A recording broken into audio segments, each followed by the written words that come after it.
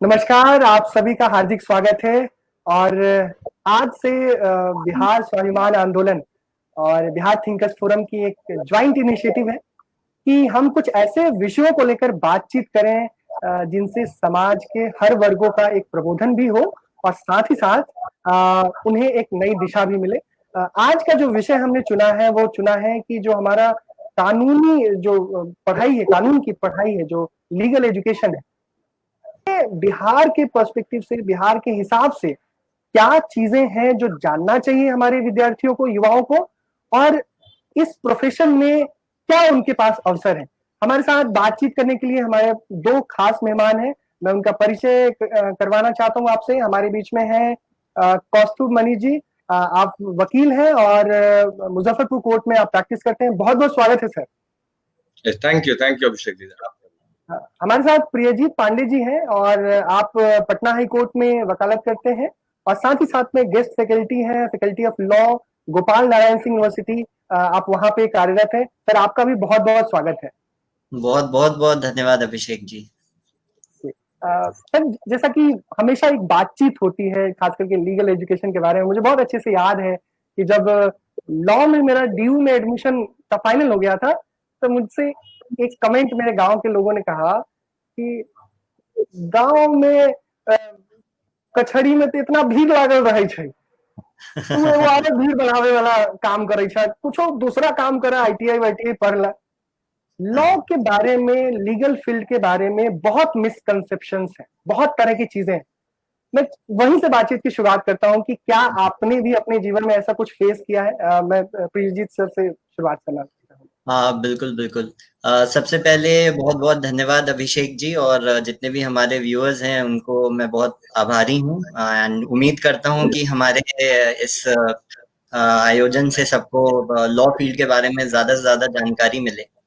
सबसे पहले जो हमारे इस फील्ड की बात है लॉ के बारे में, जैसा कि अभिषेक जी ने बताया कि हाँ, ऐसा लोग कहते हैं कि लॉ फील्ड में एंटर करिएगा तो सिर्फ एक कोर्ट एक जरिया है, कि कोर्ट के अलावा आपके पास कहीं और जाने का कोई काम नहीं है, कि ज्यादा से ज्यादा लॉ करके आप कोर्ट में जाइएगा, वहां वकील बनिएगा, वहां भीड़ बढ़ाइएगा, जैसा कि तरह तरह के लोग सारी बातें करते हैं। बट धीरे धीरे हमारे लॉ के फील्ड की प्रक्रिया चेंज होते जा रही हैं, बदलते जा रही हैं। उससे हो क्या रहा है कि हम लोग लॉ करने के बाद हमारे पास तरह तरह के दूसरे अपॉर्चुनिटीज हैं, जिससे हम लोग कंपनी के अधिवक्ता बन सकते हैं, कंपनी के वकील बन सकते हैं, जिसको हम लोग लीगल एडवाइजर कहते हैं।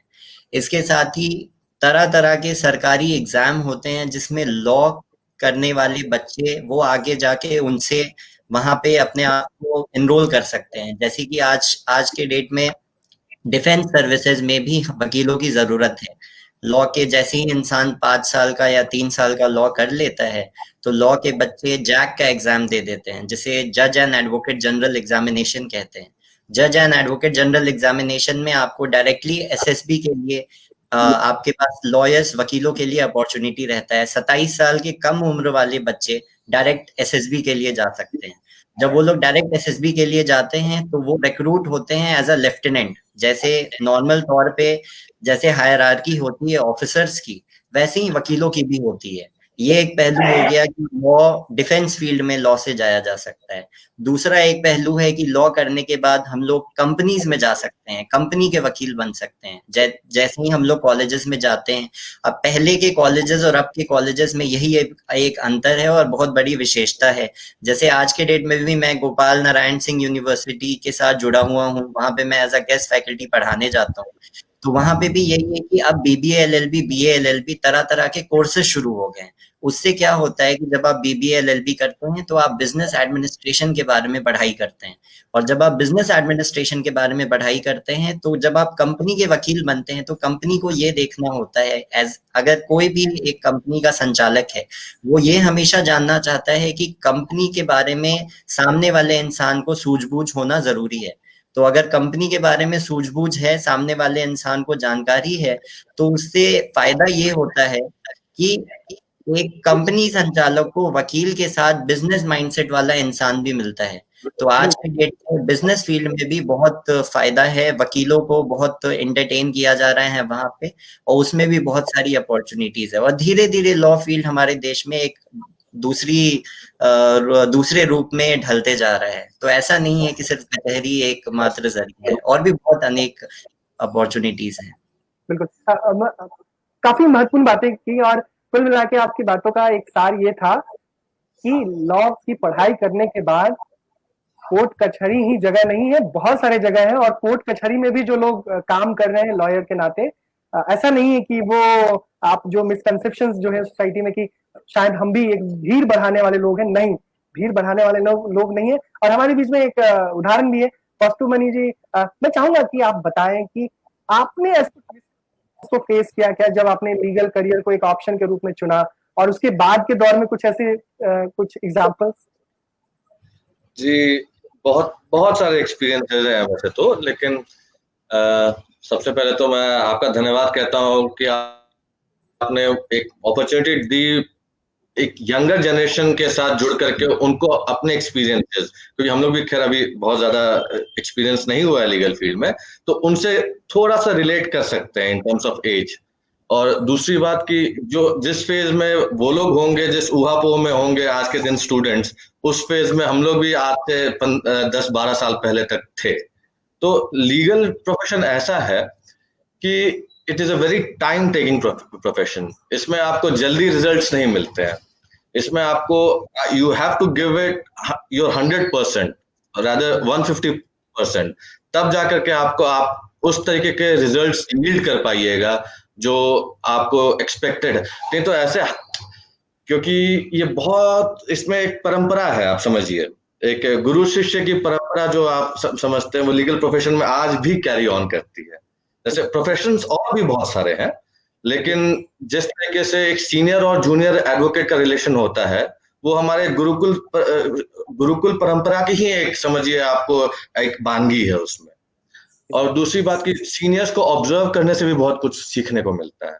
ऐसे इन टर्म्स ऑफ प्रोफेशन अगर आप प्रैक्टिस की बात कीजिए तो सीनियर्स किस तरीके से बहस करते हैं, जैसे, और हर सीनियर का अपना एक अलग अंदाज होता है, और मतलब उसमें आप कोई सेट पैटर्न नहीं है, आप ये समझिए लीगल प्रैक्टिस में, मतलब there is no sure short formula to success in legal practice. और दूसरी बात ये है कि लीगल प्रैक्टिस के अलावा भी अगर आप लॉ करके जा रहे हैं, आज के दिन तो खैर बार काउंसिल ऑफ इंडिया बहुत तरीके से आपको देती है, आप बहुत से कोर्सेज को मौका दे रही है। जैसे प्रियजीत जी ने बिल्कुल सही बताया कि जैसे बीबीए एलएलबी हो गया है, आपको बीकॉम एलएलबी हो गया है, बीएससी एलएलबी हो गया है। जो साइंस बैकग्राउंड के लड़के हैं वो बीएससी एलएलबी कर रहे हैं। तो ये अपॉर्चुनिटीज ओपन अप हुई हैं। और आपको लॉ ऐसी चीज है जो इंसान जब इस धरती पे आता है, अगर आप एक सिविलाइज्ड सोसाइटी में हैं, there is a rule of law in the state where you are born, तो लॉ आपके बचपन के साथ आपके जीवन का एक हिस्सा हो जाता है। हम भले हर तरीके के लीगल रेमेडीज शुरुआत से नहीं अवेल कर रहे हो, लेकिन वो आपके जीवन में एक आएगा, उसका रोल आएगा ही आएगा। और धीमे धीमे मुझको ये लगता है कि अपॉर्चुनिटीज जो है, जैसे अजीत ने बहुत सही कहा कि जैक का एग्जामिनेशन होता है। आपको जैक का एग्जामिनेशन जैसे बहुत सारे लड़के ऐसे होते हैं जिनको डिफेंस में जाने का मन हो, लेकिन सवाल पे आएंगे कि जी क्या क्या ऑप्शंस है। मुझे लगता है कि जो एक चीज जो सबसे आप दोनों की बातों से मैं चाह रहा था कि आज का एजेंडा सेट करूं कि लीगल फील्ड एक बेस्ट ऑप्शन है, एक बढ़िया ऑप्शन है, वहां पे बहुत सारे अवसर हैं। तो आप लोगों की सुनी सुनाई बातों पे मत जाइए। इस फील्ड के दो हमारे यहाँ पे लोग हैं जो एक एकेडमिक फील्ड में काम कर रहे हैं और खासकर प्रैक्टिसिंग लॉयर भी हैं, और दूसरे भी हैं जो आपने एक अच्छे इंस्टीट्यूशन से पढ़ाई की है और आप अभी प्रैक्टिसिंग लॉयर। तो एक बहुत सारे ऑप्शन है। प्रियजीत सर की एक बहुत ध्यान में आता है कि खासकर मैं बिहार की बात करूंगा कि बिहार में लीगल फील्ड में एजुकेशन के लिए देखेंगे तो बहुत कम कॉलेजेस हैं जहां पे, मैं सीधे सीधे ओपनली बोलूं तो जहां पे रेगुलर क्लासेस चलती हैं, है ना, जहां पे बच्चों को कुछ एडिशनल ऐसा मौका मिले, जैसे या कहीं और विश्वविद्यालयों में तरह तरह की एक्टिविटी चलती है। लेकिन बहुत सारे कॉलेजेस में, जिस समय मैं बिहार छोड़ के दिल्ली आया था पढ़ने के लिए, उस समय जिस लॉ कॉलेज में मैं एडमिशन ले सकता था या जहाँ पे अमूमन लोग लेते हैं, वहां पे बहुत सारी गतिविधियां नहीं चलती थी। आज के दिन में बिहार में लॉ की पढ़ाई के लिए क्या क्या अवसर हैं और कहाँ पे बच्चे एडमिशन ले सकते हैं, कोर्सेस वगैरह के बारे में भी, चूंकि आप एक विश्वविद्यालय से जुड़े हैं, अब बताएंगे तो थोड़ा शायद लोगों के लिए काफी बेनिफिशियल होगा। नहीं, बिल्कुल। जहाँ तक बात है बिहार राज्य की, लॉ के अलावा भी हमारे राज्य में हमने हमेशा देखा है कि जो एजुकेशन सेक्टर है वो धीरे-धीरे ग्रो कर रहा है, धीरे-धीरे प्रगति की ओर बढ़ रहा है। और वही चीज़ हमारे लॉ के साथ भी है कि रेगुलर क्लासेस और ये सारी जो भी तकलीफें हैं, ये पास्ट में बहुत ज़्यादा रही हैं और ये बात सही भी है। लेकिन आज के डेट में जब हम लोग लॉ की बात करते हैं या किसी और फील्ड की भी बात करते हैं, तो एजुकेशन लेवल हम लोग का अपग्रेड हो रहा है हमारे राज्य का। तो वैसे ही हमारे अगर हम लोग बिहार में आज के डेट में बात करें कि हमारे पास क्या-क्या ऑप्शन है, एक तो हमारे राज्य में एनएलयू है, जो कि चाणक्य नेशनल लॉ यूनिवर्सिटी है, जो कि पटना में स्थित है। एक तो वो एक प्रसिद्ध उसको माना जाएगा क्योंकि वो एक क्लैट के थ्रू आता है। जैसे कोई भी बच्चा कॉमन लॉ एडमिशन टेस्ट का एग्जाम देता है, वो इम्तिहान में रैंक के बेसिस पे आपको कोई भी नेशनल लॉ यूनिवर्सिटी मिलता है। तो अगर उसमें बच्चों का एडमिशन होता है, वो क्वालिफाई करते हैं, तो वो तो एक ऑप्शन रहेगा ही।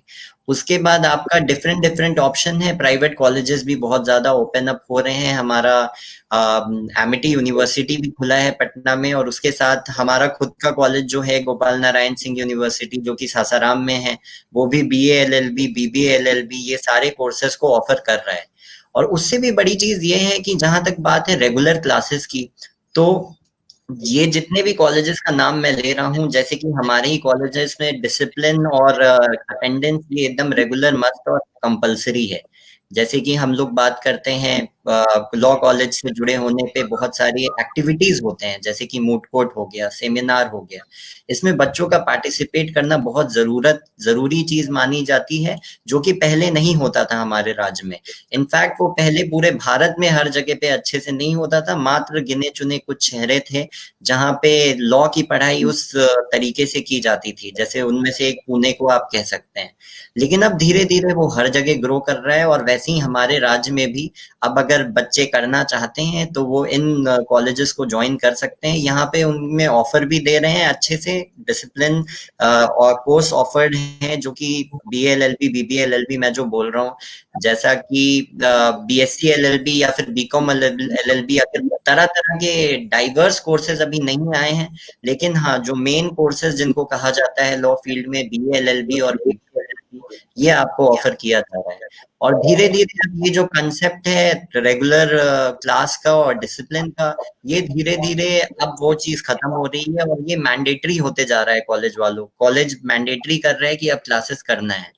और दूसरी चीज, सबसे बड़ी चीज ये है जो मैं कहना चाहूंगा कि मैं खुद पुणे में रह के पढ़ाई किया हूँ, मैं मेरे लॉ ग्रेजुएशन सब कुछ पुणे में हुआ है, और मैंने ये चीज देखा है कि जहाँ क्लासेस और अटेंडेंस मैंडेटरी भी है, अगर बच्चा नहीं पढ़ना चाहता है तो वो वहां रह के भी क्लास नहीं जाएगा। ये जरूरी नहीं है कि वो है, बच्चों में भी एक जुनून होना चाहिए, एक पैशन होना चाहिए जो उनको इस फील्ड में ला रहा है।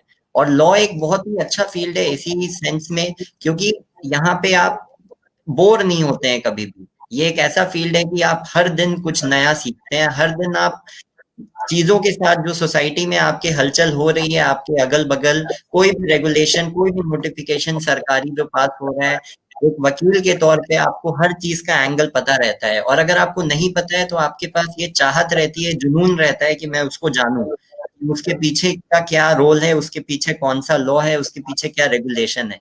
तो ये बहुत ही एक इंटरेस्टिंग फील्ड है। और बिहार में अगर बच्चे करना चाहते हैं, तो मैं जिन यूनिवर्सिटीज का नाम ले रहा हूँ, यहाँ पे वो लोग अपने आप को पढ़ सकते हैं, अपने आप को एनरोल कर सकते हैं। और इसके साथ ही और भी तरह तरह के यूनिवर्सिटीज हैं जो कि ग्रो कर रहे हैं, लेकिन अभी तक उतने प्रचलित नहीं हुए हैं, वो अभी तक उतना उनके बारे में लेकिन धीरे धीरे हमारे राज्य में भी लॉ फील्ड बहुत जल्दी आने वाले कुछ सालों में बहुत स्पीड पकड़ रहा है, और बहुत अच्छे से एक डिफरेंट दिशा की ओर बढ़ रहा है। काफी महत्वपूर्ण जानकारी। और मनीष सर, एक जो सबसे इंटरेस्टिंग है कि बिहार में 5 साल का जो लॉ जो खास करके नेशनल यूनिवर्सिटी हैं, थोड़ा ग्रेजुएशन के तुरंत बाद, जहाँ पे उनके एक साल बच जाता है। बिहार में बहुत कम ऐसे इंस्टीट्यूशंस हैं आज के दिनों में भी, अगर हम नेशनल लॉ यूनिवर्सिटी को काउंट कर ले और इनफैक्ट गोपाल नारायण सिंह यूनिवर्सिटी को भी काउंट कर ले, उसके अलावा मुझे लगता है बहुत कम ऑप्शंस हैं जहां पे आप 5 इयर्स का कोर्स कर सकते हैं। तो एक तो है कि क्या 5 इयर्स कोर्स को कितना रेलेवेंट मानते हैं, दूसरा है कि इसी से जुड़ा हुआ सवाल है कि मैं एक विद्यार्थी हूँ, मेरे लिए 5 इयर्स कोर्स ज्यादा बेटर रहेगा या 3 इयर्स कोर्स ज्यादा बेटर रहेगा? तो आपके कुछ अनुभव इसके बारे में।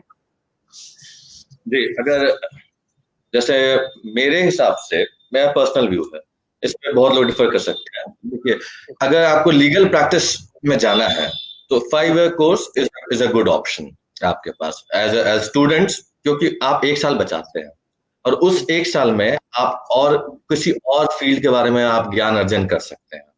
तो उस स्टूडेंट के हिसाब से ये बहुत अच्छा ऑप्शन मिला हुआ है 5 ईयर कोर्स का। और दूसरी बात कि इसमें प्रैक्टिस करने वालों को कोई हानि नहीं होती है, प्रैक्टिस जो लोग करते हैं इवन आफ्टर दैट अगर आप कॉम्पिटिटिव एग्जाम्स में भी जाना चाहते हैं तो सिंस ये रेगुलेटेड कोर्सेज हैं, बार काउंसिल ऑफ इंडिया के द्वारा अप्रूव्ड एंड अक्रेडिटेड कोर्सेज होते हैं, तो उसमें भी कोई दिक्कत नहीं होती है। इवन जैसे हम लोग बिहार में रहते हैं, तो बिहार में एक चलन है आपको यूपीएससी और स्टेट सर्विसेज का। यहाँ पे हमारे बच्चे मोटिवेटेड होते हैं, शुरुआत से मोटिवेटेड होते हैं आपको यूपीएससी और सिविल सर्विसेज के तरफ। जो उसमें भी मैं आपको बता दूं, उसमें भी law as a subject it is very important even during the time of preparation, और उसके बाद जब आप सर्विस में चले जाते हैं, अगर आप सिलेक्शन के बाद, उस वक्त भी आपको लीगल फील्ड का बेसिक नॉलेज होना बहुत जरूरी है। मैं प्रियजीत जी की आगे बढ़ाते बताऊंगा कि बार काउंसिल ऑफ इंडिया जो है वो रेगुलर इंटरवल्स पे अपने आप के लिए करेक्टिव मेजर्स अपने इम्प्लीमेंट करते जा रहा है। जैसे 2010 तक मुझे याद है, उस वक्त तक आपको ऑल इंडिया बार एग्जामिनेशंस नहीं होती थी, तो और ना 75% अटेंडेंस मैंडेटरी था। अब क्या है, आपको मैंडेटरी कर दिया गया है 75% रेगुलर सेशन का, और उसके अलावा अब आप 30 साल के बाद लॉ की पढ़ाई कर भी नहीं सकते हैं, क्योंकि ये फुल टर्म कोर्स है। ये अब पार्ट टाइम लॉ की पढ़ाई नहीं होती है। तो बार काउंसिल ऑफ इंडिया अपने तरफ से करेक्टिव मेजर्स यूज कर रहा है ताकि इस प्रोफेशन की डिग्निटी भी बची रहे, और साथ ही साथ इस प्रोफेशन को अपनाने वाले लोग आगे प्रॉस्पर करने में उनको ज्यादा हानि नहीं हो। वैसे पहले क्या होता था, बीच में एक माहौल ऐसा आया था कि जैसे कोई बैंक में है या किसी सरकारी नौकरी में है, रिटायरमेंट के बाद उनकी इच्छा हुई कि लॉ कर लिया और उसके बाद फिर प्रैक्टिस में आ गए। तो समझिए वो लोग आते थे प्रैक्टिस में, लेकिन उस तरीके का वो भी योगदान नहीं दे पाते थे, क्योंकि एक तो उनका जो बैकग्राउंड था, एक डाइवर्स फील्ड के वो एक्सपर्ट रहे हैं, जैसे बैंकिंग से आए हैं तो वो बैंकिंग और फाइनेंस के एक्सपर्ट रहे हैं, तो वो कोर्ट रूम के माहौल में रिटायरमेंट के बाद ढलने में बहुत दिक्कत हो जाती है लोगों को। स्वाभाविक है, उम्र का वो होता है। तो लेकिन अब जो स्टूडेंट्स के पास अपॉर्चुनिटीज हैं, कोर्ट के अलावा भी आपको मल्टीपल एवेन्यूज हैं। आप कंपनीज में जा सकते हैं, कंपनी आपको रिटेनरशिप पे रख सकती हैं, आप मर्जर एक्विजिशंस में जा सकते हैं, और उसके अलावा आपको सिविल सर्विसेज है आपके पास। उसके अलावा सोशल वर्क जो है आपको, वो बहुत बड़ा आपको एक एवेन्यू है। आप एनजीओज को ज्वाइन कर सकते हैं। NGO multiple NGOs are working in India right now, चाहे एमनेस्टी हो, चाहे जो एनिमल राइट्स के एनजीओज हो, वो हो। तो एवेन्यूज की कमी नहीं है। और प्रियजीत जी की बात को मैं आगे बढ़ाना चाहूंगा कि जो एक लॉयर होता है वो एक परफेक्ट एग्जांपल होता है जर्नलिस्ट का, क्योंकि एक पायलट एक्सपर्ट पायलट होता है, लेकिन अगर किसी पायलट का केस आता है तो एक लॉयर को उस केस के लिए भी पायलट के बराबर ही रिसर्च करना पड़ जाता है। तो इट इज वेरी इंपॉर्टेंट कि आपका एक एकेडमिक इंटेंट हो। स्टूडेंट्स को का एक सेल्फ डिसिप्लिन होना बहुत जरूरी है। अगर आप सेल्फ डिसिप्लिन और एक एकेडमिक इंटेंट है आपके पास, अगर आप उस तरीके से रिसर्च कर सकते हैं चीजों के प्रति, तो आपको बहुत मजा आएगा इस प्रोफेशन में। और इससे बढ़िया प्रोफेशन और रिवॉर्डिंग प्रोफेशन, मतलब सोल रिवॉर्डिंग प्रोफेशन कोई और नहीं हो सकता है, मुझको ये लगता है। और बाकी तो आपको डिस्ट्रैक्शंस हर फील्ड में होती हैं, और हर प्रोफेशनल स्ट्रीम में होती हैं। लेकिन उससे बचते हुए अगर लोग काम करें तो इससे बढ़िया प्रोफेशन मुझको नहीं लगता है। मेरा बायस नहीं है कि क्योंकि मैं लीगल प्रोफेशन में हूँ, लेकिन मुझको नहीं लगता है कि स्टूडेंट्स के लिए इससे बढ़िया प्रोफेशन होगा। बहुत महत्वपूर्ण बातें आपने कहा सर। और एकेडमिक इंटेंट होना जरूरी है, दूसरा रिसर्च करने की प्रवृत्ति होना बहुत जरूरी है। प्रिय जी सर, एक और इसी से मिलता जुलता सवाल है कि वकील कौन बन सकता है या लीगल प्रोफेशन किसे चुनना चाहिए, वो क्या माइंडसेट होना चाहिए, क्या स्किल सेट होना चाहिए, या यूं कहीं ये खास करके मैं गार्जियंस के लिए शायद ये ज्यादा महत्वपूर्ण भी हो सकता है और विद्यार्थियों के लिए भी हो सकता है कि किस बच्चे को आप कह सकते हैं नहीं भाई तुम वकालत की पढ़ाई करो, बहुत एक्सेल करोगे, बहुत लाइफ में आगे बढ़ोगे। तो ये कुछ आपने कुछ आइडेंटिफाई किया है कि बतौर विद्यार्थी, बतौर प्रैक्टिशनर लीगल फील्ड में? जी। अच्छा जी, देखिए सबसे पहले तो पहले जो बातें होती थी कि सिर्फ कोर्ट था एक ऑप्शन, कि सिर्फ एक कोर्ट है और सिर्फ कोर्ट में आपको वकालत करना है, एज अ वकील आप जाके वहां पे आपको बहस करना है। तो उसके लिए पहले जरूरी माना जाता था कि एक काबिलियत होनी चाहिए लोगों के सामने बोलने की, खड़े होके बिना घबराए जो बोल सके, अपनी बात रख सके, अपनी चीजों को लोगों को एक्सप्लेन कर सके, वो एक बढ़िया वकील होने की खूबी मानी जाती थी। और अभी भी वो खूबी है, कोर्ट में वो बहुत जरूरी है। लेकिन जैसा कि मैं भी बता रहा हूँ, जैसा कौस्तुभ जी भी बता रहे हैं कि डिफरेंट और भी बहुत सारी अपॉर्चुनिटीज हैं। अब कोई कंपनी का वकील है, वो कंपनी का वकील वो एक डेस्क जॉब हो गया, वो एक डिफरेंट तरीके का दुनिया है, वो एक अलग नौकरी है एक तरीके का। उसमें आपको रिसर्च वर्क की ज्यादा जरूरत है, उसमें आपको पढ़ाई करके बैठ के प्रेजेंटेशन बनाने की ज्यादा जरूरत है। तो जहां तक बात है कि कौन बच्चा बेहतर है और कौन बच्चा बेहतर नहीं है, ऐसा मुझे नहीं लगता है, क्योंकि इतना डाइवर्स हो गया है ये लॉ फील्ड और इतनी सारे अपॉर्चुनिटीज हैं। तो मेरे हिसाब से कोई भी बच्चा किसी भी नेचर का, कोई भी, उसमें हर इंसान के अंदर कुछ ना कुछ खूबी होती है, तो कहीं ना कहीं वो अपने आप को एडजस्ट कर लेगा। जैसे 11th-12th में पहले कहा जाता था कि साइंस कर लो, साइंस कर लोगे तो it is a gateway for everything, उससे हजार तरीके की अपॉर्चुनिटीज आपके पास रहेंगी। मैं ये कहता हूँ, मतलब मैं ये चैलेंज भी कर सकता हूँ किसी को कि लॉ एक ऐसा फील्ड है आज के डेट में जिसमें हर वो फील्ड जहाँ पे साइंस वाले बच्चे जाएंगे, लॉ वाला बच्चा कहीं ना कहीं से घुस सकता है उसमें, उस कंपनी में, उस एसोसिएशन में। लॉ डिपार्टमेंट हर जगह पे, चाहे नासा हो गया वहां पे भी लॉ डिपार्टमेंट है, कहीं पे भी जहां बड़े बड़े साइंटिस्ट भी जाएंगे उनका भी लीगल सेल होता है, उनका भी लीगल डिपार्टमेंट होता है। तो वहां पे लॉ के बच्चे जा सकते हैं।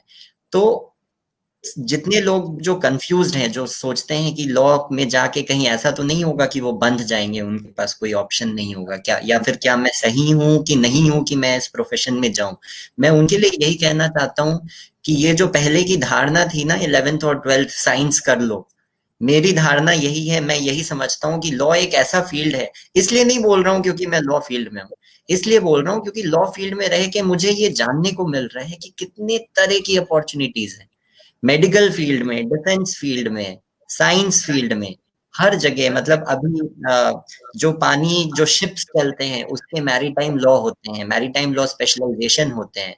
हवा में सैटेलाइट जा रहा है आसमान में, उसके लिए एयर एंड स्पेस लॉ है। हर फील्ड में, हर जगह पे लॉ की जरूरत है। उसके बिना, लॉ के बिना कहीं पे कोई काम नहीं हो रहा है। एक छोटा कोई आईआईटीएन, 4 लोग अगर एक मुंबई में स्टार्टअप कंपनी भी खोल रहे हैं, उनको भी एक वकील की जरूरत है, उनको भी जानना है कि उसमें लॉ की क्या प्रक्रिया रहेंगी, लॉ उसमें कैसे काम करेगा। तो हो सकता है कि मैं बोलने में उतना सक्षम नहीं हूं, लेकिन मैं पढ़ाई में बहुत सक्षम हूं, मैं रिसर्च में बहुत सक्षम हूं। तो एक चीज जो सबसे ज्यादा जरूरत है वो है जुनून होना। अगर आपके अंदर लॉ फील्ड में आके ये जुनून नहीं है कि आप रिसर्च कर सके, आपको जानने, मतलब अगर आप उसको एक नौकरी की तरह लेंगे तो आपको मजा नहीं आएगा, वो लॉ फील्ड उनके लिए नहीं है। लेकिन जो इस सोसाइटी में जुड़ के जो पढ़ाई करते हैं, जिनके मन में ये सवाल आता है, जो अखबार पढ़ते हैं सुबह उठ के, जिनके मन में ये सवाल आता है कि यार सरकार ऐसा काम कैसे कर सकती है, डीएम ऐसा कार्यवाही कैसे कर सकता है, जिसके मन में तरह तरह का सवाल आता है कि इस चीज को, अभी जैसे रिसेंट एग्जांपल ले ले तो चाइनीज ऐप बैन हो गया, रिसेंट एग्जांपल ले ले तो लॉकडाउन हो रहा है, लॉकडाउन में किन लोगों को रोका जा रहा है, किन लोगों को पास मिल रहा है। जिस बच्चे के अंदर, जिस माँ बाप के अंदर, हर घर में ये बातें होती हैं, टीवी न्यूज देखते, चाय पकौड़ी खाते हुए ये बातें जरूर सामने आ जाती हैं कि यार ऐसा नहीं होना चाहिए। लेकिन एक वकील के तौर पे वकील का फायदा ये होता है कि उसको वो चीजों के ग्राउंड रियलिटी के बारे में पता रहता है। तो जिसके अंदर ये जुनून नहीं है, जिसको मतलब नहीं है क्या चल रहा है सोसाइटी में, क्या चल रहा है न्यूज, उनके लिए ये फील्ड नहीं है, ये मेरा कहना है। बाकी जिनको थोड़ा बहुत भी मतलब है कि सोसाइटी कैसे चल रहा है, देश कैसे चल रहा है, पॉलिटिक्स क्या है, इलेक्शन क्या होता है, जर्नलिज्म क्या है, हर चीज के बारे में जो जानना चाहते हैं, जो इच्छुक हैं, उनके लिए ये field, irrespective of the fact कि वो बोलने में सक्षम ना हो या फिर पढ़ाई में थोड़े स्लो हो, लॉ फील्ड एक ऐसा है जो हर लोग को कोई ना कोई क्वालिटी सबके अंदर होती है और लॉ फील्ड में वो अपना जगह कहीं ना कहीं से बना लेगा। अगर आप उतना वो नहीं है, आप जज बन सकते हैं, आप जुडिशियल सर्विसेज का एग्जाम दे सकते हैं, आप जज बन सकते हैं। वो एक यंग इंसान के लिए जो तुरंत लॉ पास किया है उसके लिए एक बेहद महत्वपूर्ण और बहुत ही अच्छा अपॉर्चुनिटी है कि वो तुरंत जुडिशियल सर्विसेज का एग्जाम दे के जज बन सकता है। तो ये वो ऑप्शन है कि उसको कोई चीज फेस नहीं करना है, कोई नौकरी, कोई वकालत, कुछ नहीं, वो डायरेक्ट जज भी बन सकता है। उसके लिए कोई भी एक्सपीरियंस या कुछ किसी चीज की जरूरत नहीं है। एक लोअर जुडिशियल ऑफिसर जो इंसान तुरंत एग्जाम दे के जो जुडिशियल मजिस्ट्रेट इंसान बन सकता है। तो ऐसे ही मैं यही कहना चाहूंगा कि ये एक तरीके का पीसीएम है, physics chemistry maths for life, not just for college कि 11th-12th में साइंस ले लो तो किसी भी कॉलेज में एडमिशन हो जाएगा। वैसे ही लॉ में एडमिशन ले लो तो आपके लिए गेटवे है फॉर लाइफ, कि कहीं ना कहीं आपकी जरूरत रिटायरमेंट के बाद भी, कौन सा 90 साल की उम्र में भी आप अगर जीवित हैं और स्वस्थ हैं तो आप लॉ फील्ड में रह के अपना योगदान दे सकते हैं सोसाइटी में। बहुत महत्वपूर्ण बातें। और मैं आपको समराइज करूँ आपकी बातों को, तो लॉ की जरूरत हर क्षेत्र में है, तो केवल कचहरी तक सीमित नहीं है। और कचहरी में भी बहुत काम है, कचहरी में भी ऐसा नहीं है कि लोग वहां पे कोई काम नाम नहीं रहता। और दूसरा है कि किसी भी नेचर के बच्चे हो, चाहे इंट्रोवर्ट हो या एक्सट्रोवर्ट हो, वो अच्छा बोलते हो या लगता है कि उनको लिखने में एक्सपर्ट हो, आपकी जरूरत है लीगल फील्ड में, आप जा सकते हैं। और मनीषा से आपसे भी सेम मेरा सवाल होगा, और मैं चाहूंगा कि जो चीजें छूट रही हैं उसको भी जोड़े, और आप अपने माइंडसेट और क्या स्किल चाहिए। मैं बस एक चीज बोलना चाहूंगा कौस्तुभ जी से कि थोड़ा वकालत भी कितना अच्छा होता है उस चीज का भी जिक्र करिए, क्योंकि लोगों को बहुत गलत धारणा है कि वकालत अच्छा चीज नहीं है। उसके लिए भी थोड़ा बच्चों को आप वो करिए। ये सवाल पे हम आने वाले थे। देखिए, जो सवाल था, जो पिछला सवाल था, अभिषेक जी का सवाल का जवाब देकर के फिर मैं तेजीत जी की बात करूँ। अभिषेक जी ने पूछा कि किन तरीके के बच्चों के ऊपर ये लीगल प्रोफेशन सूट करेगा। तो मैं आपको बता दूं, अगर आप एक इंट्रोवर्ट भी हैं, मान लीजिए, if you are a good listener, तो भी आप लीगल फील्ड में अच्छा एक्सेल कर सकते हैं। If you are a good orator, अगर आप आर्ग्यूमेंटेटिव हैं या आप अपने तथ्य सही तरीके से प्रस्तुत कर सकते हैं, तो भी आपके लिए लीगल प्रोफेशन एक अच्छा प्रोफेशन है। इन टर्म्स ऑफ चाहे लीगल प्रैक्टिस हो, चाहे आपको कंपनीज में जॉब से रिलेटेड हो, क्योंकि आजकल बैंक्स हो गई, वो भी आपको लीगल ऑफिसर के पद हैं उनके पास भी। आज के दिन जो बड़ी कंपनीज हैं उनका भी एक लीगल सेल चलता है, जैसे तेजीत जी ने अभी बताया था। सिमिलरली आपको एक्सपर्ट लॉ फर्म्स आपको ऑपरेट करनी है, जो आपको जिनके पास आपको एक लॉ फर्म में आपको हो सकता है कि 500-600 लॉयर्स आपको डेस्क पे रिसर्च कर रहे हो, और वो लगातार बड़े बड़े केसेस में, आपको बड़े कॉन्स्टिट्यूशनल केसेस होते हैं, बड़े इंटरनेशनल मर्जर्स होते हैं, उन सब चीजों पे काम करते हैं। और तो अगर if you are an aware social being, जो मेरे ख्याल से ज्यादातर लोग होते हैं, तो आपके लिए लॉ फील्ड जो है एक वायबल ऑप्शन है। और दूसरी बात, और जो सिर्फ मतलब जिनको सराउंडिंग से कोई मोह माया नहीं है, जिनको, उनके लिए तो खैर जो चाहे वो कर सकते हैं। लेकिन अगर आप थोड़े भी सोशल हैं और आप अपने आप में एक डिसिप्लिन ला सकते हैं towards research, towards finding new facts, towards studying new things, और थोड़ी मोटी किताबें पढ़ने में आप इच्छुक हो, तो आपके लिए लीगल प्रोफेशन कोई खराब सौदा नहीं होगा किसी भी छात्र के लिए, और बहुत सेटिस्फाइंग होता है। और दूसरी बात, अब मैं तेजीत जी की बात पे आऊंगा, प्रोफेशन जो लीगल प्रैक्टिस है। देखिए, लीगल प्रैक्टिस भी हमारा हमारा हमारा ट्रिपल लेयर्स है हमारे जुडिशियल प्रोफेशन में। जैसे सुप्रीम कोर्ट हो गया, हाई कोर्ट हो गया, फिर उसके बाद डिस्ट्रिक्ट एंड सेशंस कोर्ट हो गया। तो जो प्राइम फोकस होता है, लोगों को लगता है कि सारी प्रैक्टिस सुप्रीम कोर्ट में है, ऐसा नहीं, या सारी प्रैक्टिस हाई कोर्ट में है, ऐसा नहीं है। जो वहां भी अच्छा काम हो रहा है और लोग काम कर रहे हैं और बहुत अच्छा काम कर रहे हैं, लेकिन अगर आप देखिएगा तो बेसिक जो आपको जो ओरिजिनल जुडिक्शन होता है, वो आपको आपको ज्यादातर मामलों में आपको लोअर कोर्ट्स जो डिस्ट्रिक्ट से मैटर ऊपर उठ के जाते हैं, उसके बाद अपील्स में जाती हैं मैटर्स। तो आपको ये भी बहुत जरूरी है कि आपके जिलों में अच्छे लॉयर्स हो, और जिलों में लॉयर्स तब होंगे जब जब अच्छे लोग इस प्रोफेशन को पढ़ करके डिस्ट्रिक्ट्स के तरफ जाने का एक सफर तय करेंगे। तो वो अपने आप में बहुत जरूरी एस्पेक्ट है। और प्रैक्टिस ऐसा है कि जब आपको लगता है ना, मैं क्या बताऊं आपको, जब आप प्रैक्टिस करते हैं, आप देखते हैं कि किस तरीके से अभी जैसे आपको यूपी में हुआ है, आपको वो विकास दुबे वाला जो कांड हो गया, तो अब आप देखिए, अब एक जनरल सिंपैथी आ गई लोगों की पुलिस के प्रति, लेकिन उसमें आप कितनी इरेगुलरिटीज हो गई। एक लीगल बेंट ऑफ माइंड वाला इंसान वो ये देखेगा कि कितनी इरेगुलरिटीज हो चुकी हैं उसमें। आप समझिए, घर टूट टूट गया, एनकाउंटर्स हो गए, और मतलब ह्यूमन राइट्स वायलेशंस कितने सारी हो गई, लेकिन मतलब एक होता है, अभी सिंपैथी में लोग उस पर सवाल नहीं उठा रहे हैं।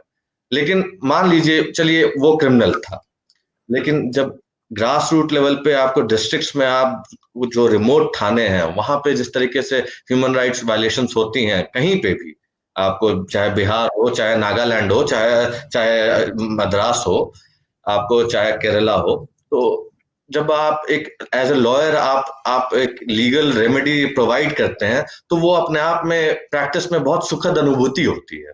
और बाकी बात, आपको जो फी है या जो उस तरीके का स्ट्रक्चर है, वो तो आपके धीमे धीमे धीमे धीमे जब आप अपना एक नेम, अपना एक रिकॉग्निशन, एक अपना एक आप एक स्टेचर बना लेंगे इस प्रैक्टिस के में, तो वो सब अपने आप मिलता है आपको। तो जिनको दिन दुनी रात चौगुनी तरक्की करनी है, उनके लिए ये प्रोफेशन थोड़ा उनको अटपटा सा लगेगा, लेकिन आपको यहाँ पे है कि आपको समय देना होगा लगातार, आपको अपने ऊपर, you have to work upon yourself. Basic बात ये है कि हर लॉयर को अपने ऊपर काम करना होता है कि आप बेटर ड्राफ्टिंग कर पाए, आपकी ड्राफ्टिंग स्किल्स बेटर हो, आप बेटर रिसर्च कर पाए, आपके रिसर्च स्किल्स आप लगातार बढ़ाते जाएं, आपके दिमाग में उस तरीके के केसेस होने चाहिए जो इस तरीके के आप मैटर्स डील कर रहे हैं लगातार। तो वो सब, और धीमे धीमे वही बात है, हम लोग शुरुआत से ये चीज, अब मेरे ख्याल से 5वीं का बच्चा भी जानता है कि practice makes a man perfect. तो वही चीज है कि हम लोग लगातार प्रैक्टिस करते हैं और धीमे धीमे परफेक्शन के ओर जा रहे होते हैं, बस, और कोई बात नहीं है। जी अभिषेक जी, काफी महत्वपूर्ण, एक तरह से काफी इंसाइटफुल कमेंट्री है। प्रियजीत सर की एक तरह बहुत एक सवाल है कि जो अभी विद्यार्थी लीगल प्रोफेशन को चुनना चाह रहे हैं, हमने बातचीत की, माइंडसेट की बातें की, हमने बातचीत की, थोड़ा स्किल सेट की बातें की, हमने उस चीज में समझ लिया। एक तो बारीक लाइन आपने खींच दी है, चाहे आप किसी भी नेचर के हो, आपके लिए लॉ परफेक्ट एरिया है, और जिसने लॉ कर लिया उसके लिए सारे द्वार खुल गए। तो ये इसमें तो बिल्कुल कोई दो राय ही नहीं है। और आप सोसाइटी के परसेप्शन पे मत जाइए, वो क्या लीगल प्रोफेशन के बारे में बात करते हैं, एक बहुत अच्छा ऑप्शन है, आप उसको चुनिए। उसके बाद बहुत सारे ऑप्शंस आते हैं। और मैं आज के दिन में बहुत प्रैक्टिस नहीं करता हूँ, लेकिन मुझे मानता हूँ कि मैं आज आपसे बात कर पा रहा हूँ तो जस्ट बिकॉज ऑफ इस लीगल फील्ड में पढ़ाई करने के बाद, लॉ करने की वजह से मैं ऐसा कर पा रहा हूँ। और कि क्या तैयारी करनी चाहिए, क्या पढ़ना चाहिए, क्या ऐसा चीज करना चाहिए ताकि वो लीगल प्रोफेशन के लायक वो अपने को तैयार कर सके, न केवल एडमिशन के हिसाब से बल्कि आगे के हिसाब से। बातचीत की शुरुआत प्रिया जी। देखिए, जो सबसे ज़रूरी चीज़ जो मैं समझता हूँ, जो कि मैं एक 12th स्टैंडर्ड के बच्चे के लिए नहीं, मैं एक यंग एडवोकेट हूँ, मैं ये अपने लिए भी बोलता हूँ, और मैं जब कॉलेज लाइफ में था मैं तब के लिए भी बोलता हूँ। तो सबसे ज़्यादा ज़रूरी चीज़ है, जैसे कि तैयारी जो आप कह रहे हैं, तैयारी में सबसे ज़्यादा ज़रूरी चीज़ है डिसिप्लिन। कि सबसे पहले लॉ फील्ड जो है, आपको डिसिप्लिन बहुत रिक्वायर है इसमें। डिसिप्लिन आप रहिएगा कि डिसिप्लिन मतलब सब कुछ उसमें, सिर्फ एक चीज नहीं होगी। डिसिप्लिन मतलब आप कब खा रहे हैं, कब सो रहे हैं, कब उठ रहे हैं, हर चीज उसमें जरूरी है। क्योंकि आप कितने देर सोइएगा, आप उस पे डिपेंड करेगा कि आपका दिमाग कितना फ्रेश है अगले सुबह, आप उस पे कितनी पढ़ाई कर सकते हैं। तो सबसे ज्यादा जरूरी चीज, स्पेशली मैं बिहार के बच्चों को बोलना चाहता हूँ कि न्यूज़पेपर पढ़ना हर सुबह उठ के। क्योंकि लॉ फील्ड में अंग्रेजी का बहुत ज्यादा प्रयोग होता है और अंग्रेजी एक बहुत ही महत्वपूर्ण चीज है। चाहे आप जिस भी डोमेन में जा रहे हैं, आप इंग्लिश न्यूज़पेपर पढ़िए। और इंग्लिश न्यूज़पेपर आपको, चाहे आप स्कूल में हैं या फिर अभी आप 12th के बाद लॉ का एंट्रेंस एग्जाम देना चाह रहे हैं, अंग्रेजी न्यूज़पेपर आपको रोज पढ़ना है, एक हैबिट बनाना है, जो कि लाइफ टाइम ये हैबिट रहनी चाहिए। उसके साथ ही साथ आपको जितने भी इंस्पिरेशनल, कोई भी ऑटोबायोग्राफीज या कोई भी किताबें किताबें पढ़ने की हैबिट डालना बहुत जरूरी है। कि आप कितने देर में, जैसे हर बच्चा डिफरेंट होता है, कोई बच्चा 4 पन्नों को बहुत कम देर में पढ़ लेगा, कोई बच्चे को उसी को 2 घंटा लगेगा। तो उस चीज का हैबिट डालना, रीडिंग हैबिट को इम्प्रूव करने का बहुत ज्यादा रिक्वायरमेंट है। क्योंकि और कोई भी फील्ड है उसमें ज्यादा जरूरी नहीं है, लेकिन लॉ फील्ड में जरूरत है कि आपको पढ़ने का हैबिट होना चाहिए। और न्यूज़पेपर पढ़ने से 2 फायदे हैं, एक तो आपको पढ़ने का हैबिट भी रहेगा, दूसरा आपका जनरल नॉलेज इम्प्रूव्ड रहेगा, जो कि आपको एंट्रेंस एग्जाम में भी आपका हेल्प करेगा।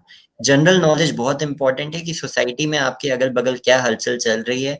जैसा कि मैंने पहले बताया कि घूम फिर के बात वहीं पे आती है कि तैयारी भी वैसे ही करनी होगी जो दर्शाएगा कि आप इच्छुक हैं सोसाइटी के बारे में, आप इच्छुक हैं कि आपके अगल बगल कोई भी चीज क्यों हो रहा है, कैसे हो रहा है।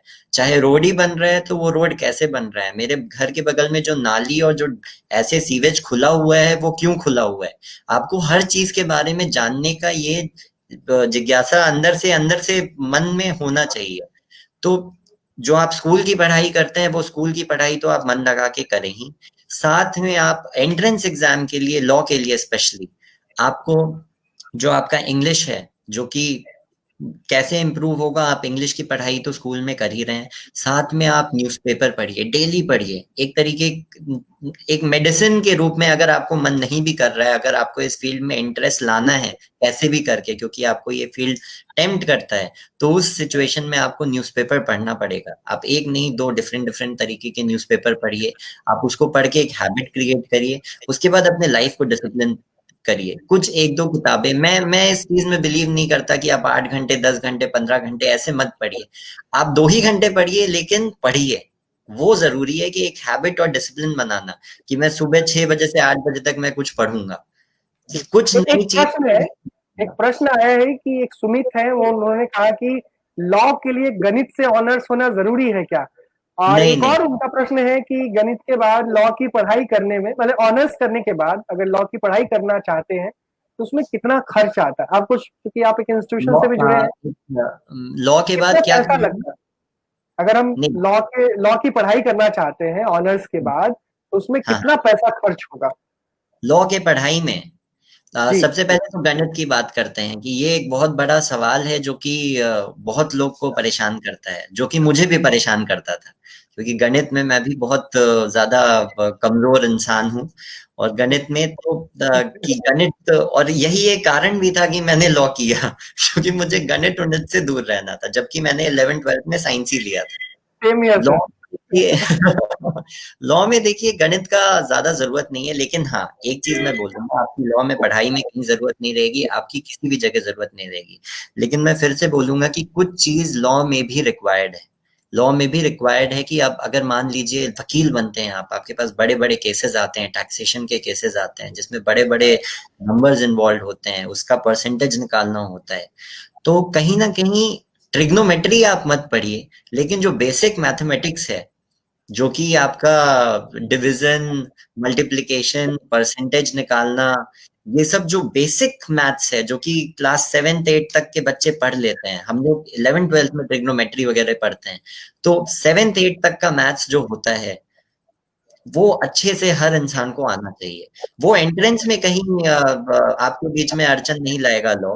आपको लॉ करने के बीच में भी मैथ्स का कहीं रोल नहीं होगा। लेकिन अगर आप बीबीए एलएलबी करना चाहते हैं तो अकाउंट्स आपका एक पेपर रहेगा, उसमें भी आपको गणित की जरूरत रहेगी। तो मेरा बस इतना कहना है कि आप उसमें परफेक्ट मत होइए। आप ट्रिग्नोमेट्री कैलकुलस से भागना चाहते हैं, आप भागिए, लेकिन जो बेसिक मैथ्स है, क्योंकि फिर होगा क्या कि आपके पास आप एक वकील बन जाइएगा। अगर आपके पास केस आएगा, कोई भी केस आएगा जिसमें बड़े बड़े, अब मान लीजिए कि प्रॉपर्टी डिस्प्यूट है कि 6 भाई हैं, 2 भाई का ये प्रॉपर्टी, 2 भाई का ये प्रॉपर्टी, एक का ये, एक का वो, यहाँ से इतना मेजरमेंट है, इसका इतना मेजरमेंट है। अगर आपको नहीं पता रहेगा बेसिक मैथ्स भी, तो आप समझ ही नहीं पाइएगा क्लाइंट की बातें।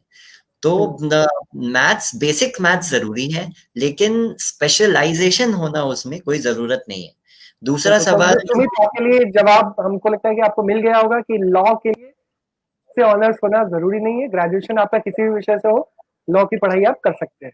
कर सकते हैं। मनी सर जी, रही बात इनकी ये इस सवाल की कि कितना खर्च आएगा, कितना खर्च आएगा? तो देखिए खर्च के वैसे तो आप देखिए, अगर आप चाहें तो आप जो प्रीमियर प्राइवेट इंस्टीट्यूशंस हैं उससे भी पढ़ाई कर सकते हैं, या फिर आप जो एक कॉमन लॉ एडमिशन टेस्ट होता है, क्लैट का टेस्ट होता है, आप उसके थ्रू आप अगर जाइए तो उसमें सारे नेशनल लॉ यूनिवर्सिटीज जितने भी हैं इंडिया के और सारे प्रीमियर लॉ इंस्टीट्यूट्स हैं इंडिया के, उसमें आप बहुत बेसिक खर्चे पे जिसमें आप कोई और शायद पोस्ट ग्रेजुएशन या वो दूसरी स्पेशलाइज्ड कोर्सेज शायद ना हो पाए, उससे कम में आप नेशनल लॉ यूनिवर्सिटीज से आप एलएलबी मतलब जो भी आपका कोर्स है वो कर सकते हैं।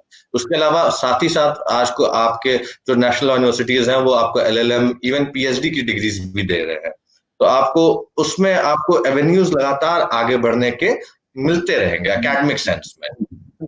गोपाल नारायण सिंह विश्वविद्यालय में आप हैं, वहां पे अगर उसके फीस स्ट्रक्चर के बारे में बात करें या कुछ और भी बिहार के कुछ इंस्टीट्यूशंस के बारे में अगर सर कुछ बता पाए प्रिय जी। जैसे गोपाल नारायण सिंह यूनिवर्सिटी में हमारे विद्यालय में फीस स्ट्रक्चर जो बेसिक है, तो मैं वहाँ पढ़ाता हूँ, लेकिन अकाउंट सेक्शन मैंने कभी उतना गौर नहीं फरमाया है। लेकिन जहाँ तक तकरीबन मुझे पता है कि वहाँ साल का 50 से 60 हजार लगभग कुछ फीस स्ट्रक्चर है, जो कि अगर बच्चे देखना चाहते हैं तो ऑनलाइन जो गोपाल नारायण सिंह यूनिवर्सिटी का वेबसाइट है वहाँ पे उनको सारे डिटेल मिल जाएंगे। लेकिन जैसा कि कौस्तुभ जी ने आपको बताया कि फीस स्ट्रक्चर जो है, जैसे अब नेशनल लॉ यूनिवर्सिटी में जाते हैं, देखिए हर जगह फीस स्ट्रक्चर डिफर कर रहा है। फीस स्ट्रक्चर डिफर कर रहा है तो वो डिपेंड करता है बच्चों के ऊपर, और वो कितना अफोर्ड कर रहे हैं, वो किस जगह पे जाके कहाँ की पढ़ाई ले सकते हैं। आप चाहेंगे तो 5 लाख रुपए साल वाले कॉलेज में भी पढ़ सकते हैं, आप चाहेंगे तो 10,000 साल वाले कॉलेज में भी पढ़ सकते हैं। तो वो डिपेंड करता है कि आप कौन सा कॉलेज चूज करते हैं अपने लिए। अब जैसे कि मैं पुणे की बात करता हूँ अगर आपको, तो पुणे में एक सिम्बायोसिस यूनिवर्सिटी है, वहां आप पढ़ना चाहेंगे तो तकरीबन आपको 2.5 से 3 लाख रुपए साल का देना पड़ेगा। आप अगर बाकी कॉलेजेस में जाएंगे, जैसे कि आईएलएस हो गया, जैसे कि फर्ग्यूसन कॉलेज हो गए, ये सब कॉलेज, ये सब जो कॉलेजेस हैं ये सब प्रीमियम कॉलेजेस हैं, मैं बता रहा हूँ आपको। लेकिन यहाँ पे एडमिशंस बहुत डिफिकल्ट है। एडमिशंस डिफिकल्ट है एज इन वहां पे आपको पढ़ाई करनी होगी। जैसे ये सब कॉलेजेस में रिक्वायरमेंट है कि बाहर 12th में आपका 90% आया हुआ हो, तो आपको डायरेक्ट एडमिशन मिलेगा वहां पे। उसके लिए आप काउंसलिंग के लिए जा सकते हैं। तो डिफरेंट डिफरेंट पैरामीटर्स हैं। तो वो जैसे कि हर फील्ड में है, जैसे कोई भी फील्ड, चाहे इंजीनियरिंग हो, एमबीए हो, बीबीए हो, कोई भी फील्ड, हर कॉलेज का फीस स्ट्रक्चर डिफरेंट है और आपको चूज करना है कि आपके लिए बेस्ट क्या है। और एक बात बिल्कुल सही है, वो जेन्युइन जो बात मैं अपने एक्सपीरियंस से बता रहा हूँ, कि मैटर ये करता है कि बच्चा कहता है बस इतना देख ले कि वो कॉलेज में रेगुलर क्लासेस चल रहे हैं, रेगुलर टाइम पे एग्जाम हो रहे हैं, रेगुलर टाइम पे बच्चे पास आउट हो रहे हैं। ये मोस्ट इंपॉर्टेंट 2-3 चीजें हैं।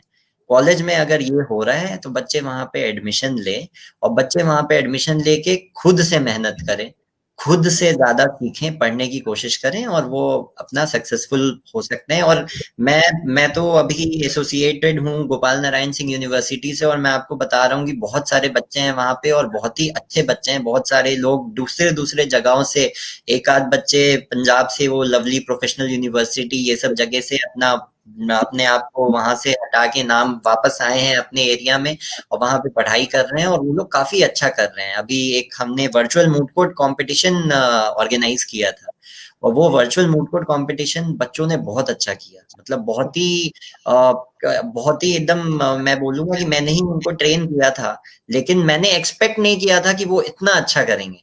तो बच्चों में अगर इंटरेस्ट है तो आपके साथ आपको वैसे ही टीचर्स फैसिलिटीज आपको अपने आप मिलते जाते हैं। अगर बच्चे ढीले होंगे तो फैकल्टी मेंबर्स भी ढीले पड़ते हैं, और ये हर जगह का है। ये बड़े से बड़े कॉलेजेस का है और छोटे से छोटे कॉलेजेस का है। बिल्कुल सर, आप कुछ जोड़ना चाह रहे थे मनीष सर? जी, मैं ये जोड़ना चाहूंगा कि देखिए, जो ये लीगल फील्ड है, इसमें आपको डाइवर्स सेट ऑफ आपके जो जो इंटरनल ट्रेड्स हैं वो होना बहुत जरूरी है।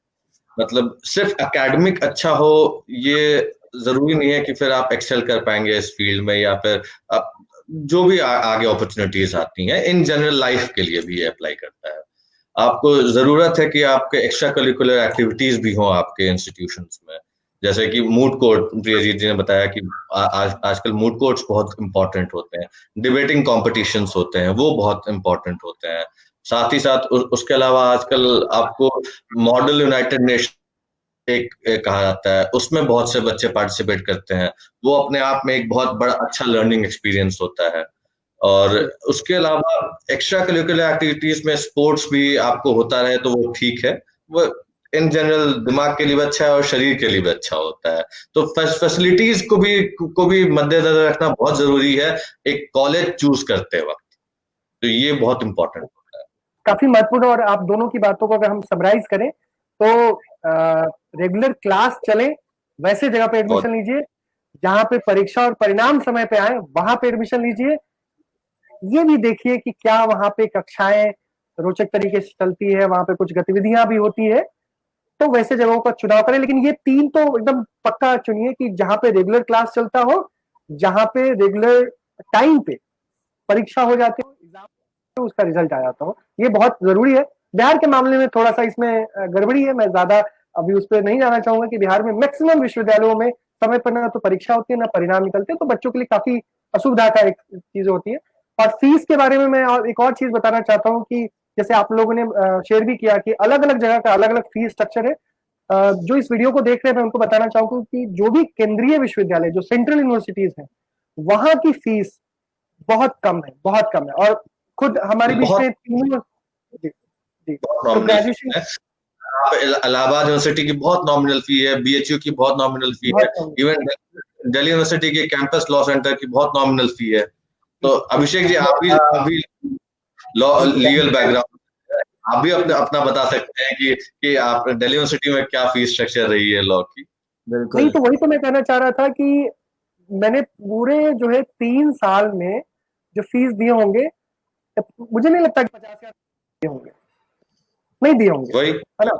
और दिल्ली यूनिवर्सिटी जैसे एक बहुत ही नामी गिरामी इंस्टीट्यूशन में आप उतने में पढ़ते। पीएचयू का भी वैसे ही अभी थोड़ा बहुत फीस बढ़ा है सब जगह पे, लेकिन हम ये 2010 की बात करें, है ना, लेकिन बहुत कम है। तो आप पैसे की चिंता मत करिए।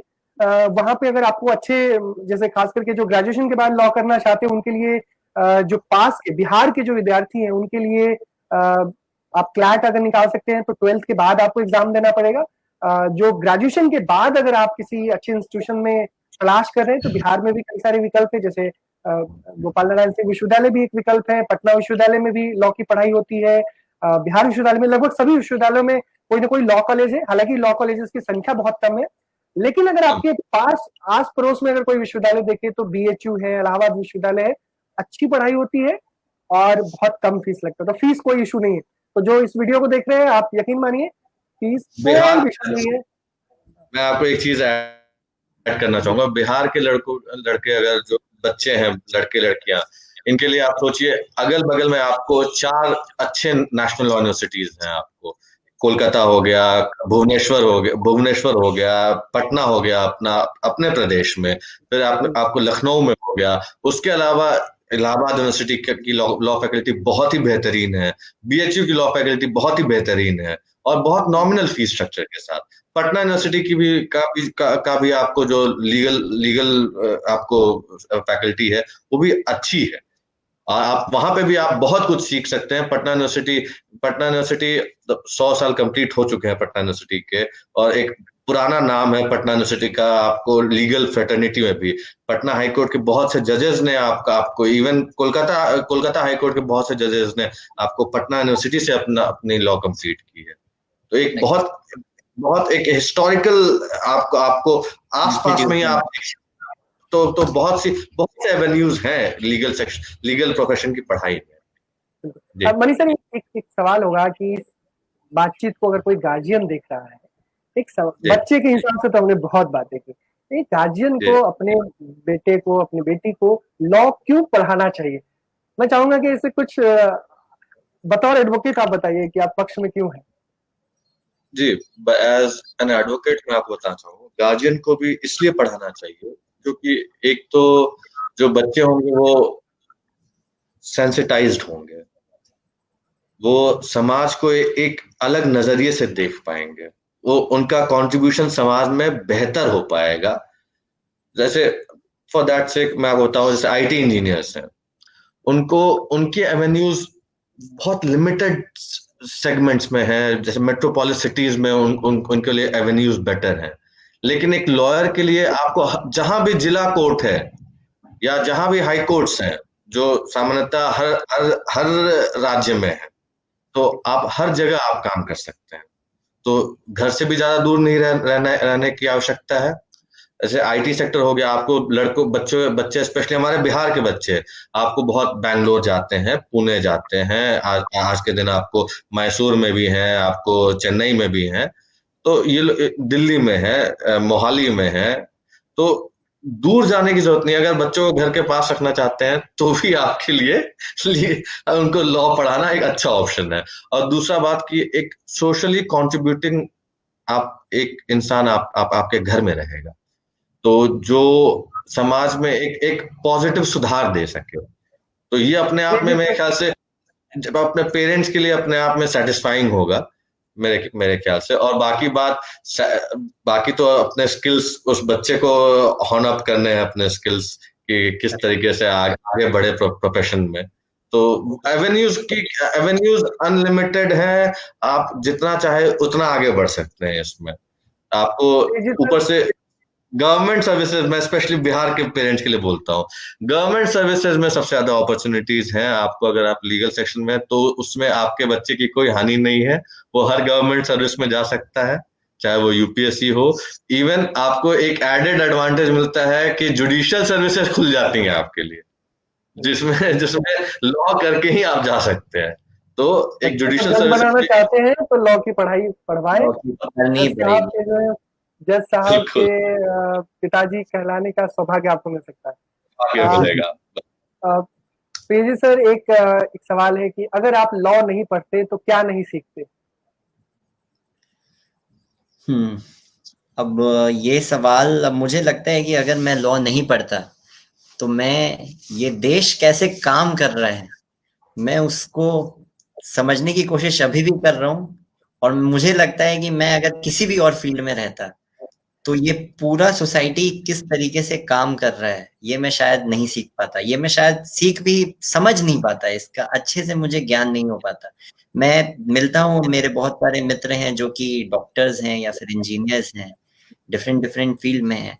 मैं उनके थॉट प्रोसेस और अपने थॉट प्रोसेस में एक डिफरेंस समझता हूँ कि वो अंदर से बाहर तक जो चीजें जैसे चल रही हैं, मुझे लगता है कि वो एक वकील एक बहुत ही बेहतर तरीके से समझ पाता है। जैसा कि मैं कुछ ही दिन पहले एक किताब पढ़ रहा था, honourable God save the honourable supreme court of India. ये फली नरिमन सीनियर एडवोकेट हैं जो सुप्रीम कोर्ट में, उन्होंने लिखा है।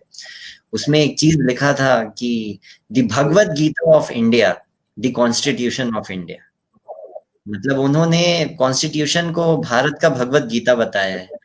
तो मुझे नहीं लगता है कि मैं अगर मेडिकल फील्ड में होता या इंजीनियरिंग फील्ड में होता या फिर कोई भी और अन्य फील्ड में होता, मैं शायद कॉन्स्टिट्यूशन को शायद ऊपर से मैं पढ़ लेता, कोई एक आधा आर्टिकल मैं समझ लेता, आर्टिकल 15 पिक्चर आती तो मैं उसको देख के मैं देख लेता, पलट लेता कि क्या कहना चाहता है वो आर्टिकल, लेकिन मैं कॉन्स्टिट्यूशन किताब नहीं पढ़ता। तो ये जिस तरीके से देश चल रहा है हमारा, उसमें क्या क्या प्रक्रिया है, वो जानना बहुत जरूरी है। और मैं ये एक चीज समझता भी हूँ, जो मैं ये बोलना भी, मैं हर जगह बोलता भी हूँ, कि जैसे कि हम लोग लॉ फील्ड में हैं, स्कूल में जैसे हमारी पढ़ाई होती है, फर्स्ट एड के बारे में सिखाया जाता है हमें, छोटी छोटी चीजों के बारे में। जैसे अब हर चीज के लिए हम लोग डॉक्टर के पास नहीं जाते हैं, कटता है, छोटा कट होता है, हम लोग क्लीन करके बैंडेड लगा लेते हैं। लॉ एक ऐसा फील्ड है कि उसको ग्रास रूट लेवल से भी थोड़ा बहुत पढ़ाई करना, बच्चों को पढ़ाना बहुत जरूरी है। कि एक छोटा सा सब्जेक्ट जैसे सिविक्स होता है एसएसटी में, लेकिन उतने अच्छे तरीके से नहीं, कि क्या डिफरेंस होता है एक एसपी में और एक एसीपी में, क्या डिफरेंस है, एसीपी वहां क्यों है, एसपी यहाँ क्यों है, एक एसएसपी क्या होता है। आपके अगर छोटा सा मोबाइल गायब हो गया या सिम गायब हो गया, तो आप कहाँ जाएंगे, कौन सा पुलिस उसको लिखेगा, क्या करेगा क्या नहीं करेगा। तो मैं ये चीज समझता हूँ कि बहुत जगहों पे बहुत डिफरेंट डिफरेंट फील्ड के लोगों को ये छोटी चीजों के बारे में भी जानकारी नहीं होती है, जबकि वो अपने फील्ड में बहुत सक्सेसफुल होंगे, वो अपने फील्ड में शायद बहुत तरक्की कर रहे होंगे, लेकिन छोटी छोटी जानकारी उनके पास नहीं होगी। तो लॉ करके ना सिर्फ मुझे कोर्ट के बारे में पता चल रहा है, मुझे अन्य डिपार्टमेंट्स के बारे में भी, जो सरकारी डिपार्टमेंट्स हैं, कार्यालय हैं, चाहे सेक्रेटेरिएट हो गया, चाहे पार्लियामेंट हो गया, चाहे पुलिस हो विभाग हो गया, हर जगह के बारे में इंसान को अच्छे से पता चलता है। क्योंकि सब कुछ जो गवर्न करता है वो हमारा भगवत गीता है, जो कि कॉन्स्टिट्यूशन है, जो कि हमारा संविधान है। मनीष सर, एक आखिरी सवाल आपसे कि जैसे लॉ की पढ़ाई से कई बार पूछते हैं कि तुम्हें क्या मिला, तो मैं बोलता हूँ कि लॉ की पढ़ने से हमें दो चीजें मिली। एक तो पहला चीज कि हर सिक्के के दो पहलू होते हैं, आप दोनों पहलू को जानने की कोशिश करो। और दूसरा ये है कि अपनी बातें हम कैसे रखें पूरे जिम्मेवारी के साथ, कॉन्फिडेंट होके, वो चीजें आपने इस लॉ की पढ़ाई और इतने दिनों से प्रोफेशन में है, आपने क्या सीखा? देखिए, एक खुले दिमाग का होना तो बहुत जरूरी होता है एक लीगल प्रोफेशनल के लिए। उसके अलावा सीखने के की कोई लिमिट नहीं है इस प्रोफेशन में। एज ए प्रोफेशनल मैं बात कर रहा हूँ आपसे, सीखने की कोई लिमिट नहीं है। आप बहुत सी चीजें, जैसे आप समझिए, जैसे रेगुलर अगर आप ट्रायल्स में जा रहे हैं तो आपको फॉरेंसिक्स के बारे में बहुत सी नई चीजें पता चलेंगी। आपको जो जो पुलिस एक्टिविटीज हैं उनके बारे में बहुत सी नई चीजें पता चलेंगी। आपको प्रोसिक्यूशन से रिलेटेड बहुत सी नई चीजें उनके उसके बारे में पता चलेंगी। आपको कोई क्राइम क्या होता है, उसके पीछे क्रिमिनल इंटेंट क्या होता है, उसके पीछे क्रिमिनोलॉजी क्या है, बहुत मतलब it has a plethora of new things which you can gain आप एक सिंगल मैटर से। तो और अगर आप रेगुलर प्रैक्टिस में है तो आपको लिमिट पर बांधने कि मैं वकालत नहीं करूंगा, क्योंकि बहुत सी ऐसे एवेन्यूज हैं जो खुलते हैं आपके सामने में। आपको रेगुलर बेसिस पे नई नई चीजें पता चलती हैं कि क्या हो रहा है। बस जैसे आपको एनएच कहीं बन रहा है, तो एनएच के जैसे मेरे पास कुछ दिनों पहले एक केस आया था मुआवजे से रिलेटेड। आपको मैं अपना एक पर्सनल एक्सपीरियंस शेयर कर रहा हूँ। तो एनएच के क्या रूल्स हैं, अब एक जनरल आदमी नहीं जानता है कि एनएच के क्या रूल्स हैं, मुआवजा कैसे मिलना है और उसको क्या क्या प्रक्रिया अपनानी है। लेकिन वो एज ए लॉयर वो समझना पड़ता है इंसान को, तब आप जाकर के एडवाइस दे सकते हैं किसी को। सिमिलरली आप अगर कोई क्रिमिनल एक्टिविटी है तो आप उसको कैसे, कोई आदमी उसके लिए क्या प्रोटेक्टिव मेजर्स लेगा, कौन से अथॉरिटीज हैं जिनके सामने आके रिप्रेजेंट करेगा। जैसे मान लीजिए एक इंफॉर्मेटरी होता है, एक आवेदन होता है, आप एसडीएम लेवल पे सबमिट करते हैं कि आपको जान माल की सुरक्षा, इन सब चीजों से रिलेटेड। तो आपको रेगुलर आपको नए नए चीजें मिलती चली जाएंगी। आप जैसे जैसे पता करते जाएंगे आपको पता चलती चलेंगे कि अच्छा ये रेमेडी है, जो एक नॉर्मल सिविलियन, क्योंकि वो अपने जीवन में इतना इतना व्यस्त है और बाकी सब चीजों में इतना उसका समय निकल जाता है, वो नहीं समझ पाता है। लेकिन सिंस आप लकी हैं कि आपका प्रोफेशन यही है और उस प्रोफेशन के कारण आपको अपने बारे में भी पता चल रहा है और समाज के बारे में भी एक नए नए दृष्टिकोण से आप देख पा रहे हैं। तो उस कारण से आपको सीखने की कोई लिमिट नहीं है। और सीखना तो जब आप प्रैक्टिस में है तो it is always practice, you are always practicing. आप लगातार सीखते हैं, लगातार ही सीखते चले जाते हैं till the time you put your gown down. Simple सी बात ही है। बिल्कुल। आज हमने बहुत सारी बातें की और देखते देखते कब 1 घंटा बीत गया पता भी नहीं चला। उम्मीद है आज की बातचीत से न केवल लीगल फील्ड के ऑप्शंस के बारे में लोगों को पता चला होगा, लीगल फील्ड में जाने के बाद उनके पास क्या क्या कर सकते हैं जीवन में, और खास करके आपने बताया कि एक लॉ का विद्यार्थी एक संवेदनशील नागरिक बनता है, वो भी एक बहुत बड़ा मैसेज था। तैयारी के हिसाब से क्या कर सकते हैं, इंस्टीट्यूशंस के चुनाव में वो क्या चीज का ध्यान रख सकते हैं, साथ ही साथ में पेरेंट्स के लिए भी बहुत सारे मैसेज थे कि अगर आप अपने बच्चों को चाहते हैं घर के पास रहें और साथ ही साथ में चाहते हैं कि वो एक संवेदनशील नागरिक बने, तो निश्चित तौर से उनको एक ऑप्शन दीजिए। और ऐसे बहुत सारी बातें की है, निश्चित तौर से ये उपयोगी एक बातचीत है, और बातचीत से निश्चित तौर से जो हमारे विद्यार्थी हैं जो लीगल फील्ड में अपना करियर देख रहे हैं उनको ये मोटिवेट करेगा। आप दोनों ने बहुत समय दिया। मैं चाहूंगा कि आखिरी में कोई क्लोजिंग रिमार्क और आज की बातचीत के बारे में कुछ कहना चाहेंगे। इससे पहले कि आप कुछ बोले, मैं बताना चाहता हूँ कि बिहार स्वाभिमान जो है वो सामाजिक राजनीतिक रूप से सक्रिय एक जो लोग हैं उनका एक समूह है, और वो अपना काम कर रहे हैं इस तरीके से कि जहाँ पे एक जो सामाजिक रूप से सक्रिय लोगों का एक ऐसा समूह बने जो बिहार के बारे में सोचे, बिहार के हितों के बारे में सोचे। बिहार थिंकर्स फोरम बेसिकली एक इंटेलेक्चुअल थिंक टैंक के तौर पे अपने को देख रहा है, और वहाँ पे संवाद के साथ साथ में हम रिसर्च ऐसे कि बिहार बेस्ड रिसर्च को बढ़ावा दिया जाए उसको लेकर काम कर रहे हैं। हम दोनों ने की छोटी सी कोशिश की कि हम कुछ ऐसे इनिशिएटिव लें जहाँ से बिहार प्रो बिहार जो है कैसे एजेंडा सेट किया जा सके। उसी के क्रम में एक बात थी कि बिहार के बच्चों को लॉ के फील्ड में कैसे हम एक गाइड कर सके। शायद अपनी इस बातचीत से अगर कुछ बच्चों को भी अगर उनको एक इंस्पिरेशन मिलेगी, उनको गाइडेंस मिलेगा, तो अपनी बातचीत सार्थक रहेगी। आखिरी में कुछ इस बातचीत के बारे में बोलना चाहिए। मनीष सर से मैं स्टार्ट करना चाहता हूँ, कोई क्लोजिंग रिमार्क और इस कार्यक्रम के बारे में आपकी राय। जी, आपका सबसे पहले तो आपके संस्था को साधुवाद। आप लोग एक बहुत अच्छी कोशिश कर रहे हैं, और इस ट्रबल टाइम्स में जो कोविड-19 के कारण हम लोग के सामने आया हुआ है, इस तरीके के डिजिटल इंटरेक्शंस बहुत ज्यादा जरूरी हैं ताकि लोगों के सामने करेक्ट पर्सपेक्टिव्स लगातार आती रहे। और दूसरी बात, ये तो हमारे इस डिस्कशन के बारे में बात हुई। दूसरी बात, जो बिहार हमारा जो राज्य है उसके लिए अब समय आ गया है कि मेरे हिसाब से समय आ गया है कि रिवर्स माइग्रेशन भी हो। अब हमारे लोग कब तक जाकर के दूसरे जगह को के खेत सींचेंगे। अब जरूरत है कि आप अपने बिहार को सींचें। इसके लिए बहुत इम्पोर्टेंट है कि जैसे प्रियजीत जी ने भी बाहर पढ़ाई की, पुणे में रहे, बाहर प्रैक्टिस भी की, उसके बाद अब आकर के पटना में अपना योगदान दे रहे हैं। तो जरूर समाज को इनकी वजह से जरूर कुछ एक अच्छा मिल ही रहा है। तो ये बहुत जरूरी है कि आज के की younger generations learn from the best, do the best, but do keep it in the mind कि भाई हम लोग जहां भी हैं वो इस धरती की वजह से, तो थोड़ा वापस देने की जरूरत है। We have to give back to the society, और हमारी सोसाइटी अल्टीमेटली बिहार ही है। तो ये जब समझ जाएंगे लोग तो सारी समस्या का हल अपने आप हो जाएगा। बस, बाकी धन्यवाद। जी, सर। सबसे पहले अभिषेक जी, आपको और आपके संस्थान को बहुत बहुत धन्यवाद। मैं बहुत आभारी हूँ कि आप लोगों ने मुझे इस मंच पे बुलाया और बोलने का मौका दिया। और दूसरी चीज की, जैसा कि कौस्तुभ जी ने अभी कहा कि ये बहुत ज्यादा जरूरी है अभी कोरोना के समय में, और ये चीजें कि हम लोग ऑनलाइन इंटरेक्ट कर रहे हैं और अपने बातों को ज्यादा से ज्यादा स्प्रेड कर पा रहे हैं, ये बहुत अच्छा है।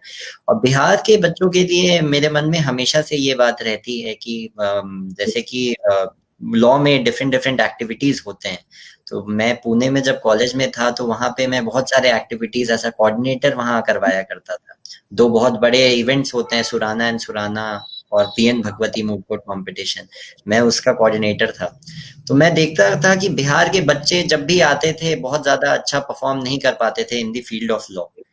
तो अब बहुत जरूरी है कि बिहार के बच्चे इस फील्ड को एक बहुत ही अच्छे तरीके से अपनाएं और बिहार के कॉलेजेस में रह के अपनाएं। जैसा कि कहा कि अब समय आ गया है कि बिहार के लोग बिहार में रह के कुछ अच्छा करें।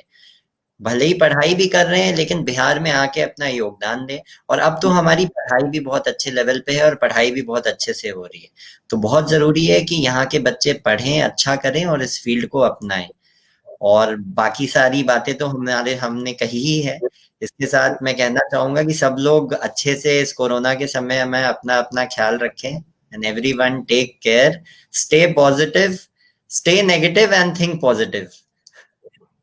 Nice, thank you so much. आप दोनों को फिर से बिहार स्वाभिमान आंदोलन की तरफ से, रंगीश जी का मैं बहुत बहुत आभारी हूँ कि उन्होंने ये बातचीत को कोऑर्डिनेट किया, और बिहार थिंकर्स फोरम की तरफ से भी आप दोनों का बहुत बहुत आभार। इस कार्यक्रम के साथ जुड़े हुए दर्शकों को भी मेरा नमस्कार। और आज की बातचीत हम यहाँ पर रुकने वाले नहीं है, हम आने वाले दिनों में ऐसे ही कुछ अपने अपने फील्ड के एक्सपर्ट के साथ हम ऐसी नियमित वार्ताएं करते रहेंगे। जुड़े रहिए बिहार स्वाभिमान आंदोलन के इस पेज के साथ, बिहार थिंकर्स फोरम के प्लेटफॉर्म के साथ। और अंत में सभी को good night, stay safe, corona से बचिए और खुश रहिए। Thank you so much.